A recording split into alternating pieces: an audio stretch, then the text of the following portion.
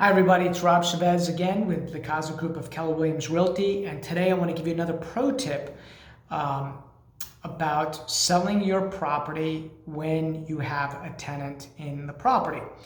So I'm gonna tell you what you shouldn't do. There's exceptions to this, but what you shouldn't do is try to sell it when the tenant is still in the property. Why is that? Well, number one, they're never going to keep it as good as you kept that property. So it's just not going to show that well.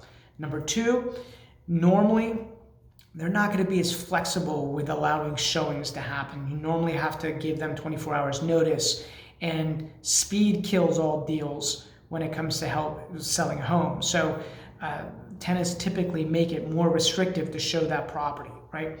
Number three, when you sell a property with a tenant in it, depending on how long that lease is, means that you're really limiting yourself to investors only to purchase that property. And by definition, investors look for a deal, and you don't want to sell your property and give it away, right? You want to try to maximize that asset.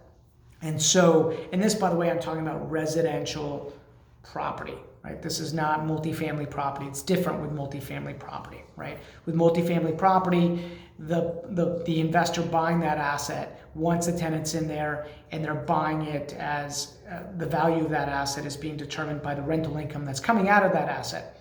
With single family homes, condos, townhouses, that is not the case. And so I'm going to tell you not to try to sell it with a tenant in it because of the reasons I listed just a few minutes ago.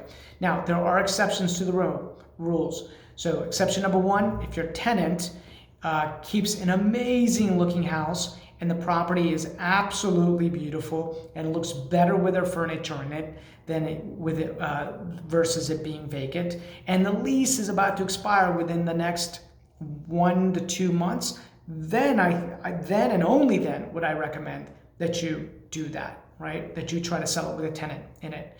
Otherwise, my recommendation is to move the tenant out. And in the meantime, before the tenant moves out, you've sent contractors in to determine what you need to do to get the property fixed up for market sale, right? To put it on the open market to sell it. And then as soon as the tenant moves out, boom, you're in there with your contractor doing the work.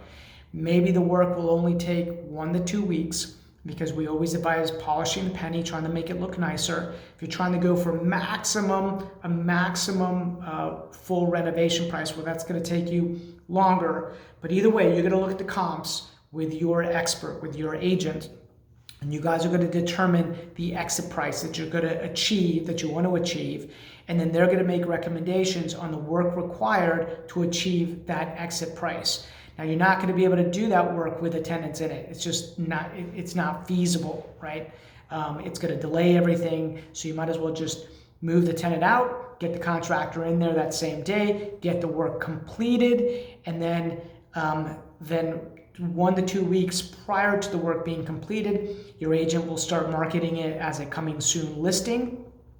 And then boom, you will go on the market within a short time frame. And because the property is going to be easy to show, and because it's beautiful and it's priced right in relation to its location, condition, and the time of the year, you're going to get a sale, right? You're going to get multiple contracts, and it's going to sell for the most that the market will allow.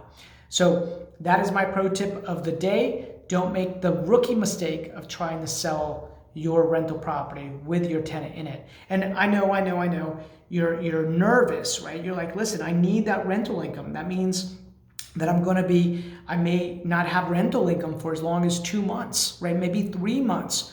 Well, I guarantee you that you will make more money by moving the tenant out than trying to sell it with the tenant in the property.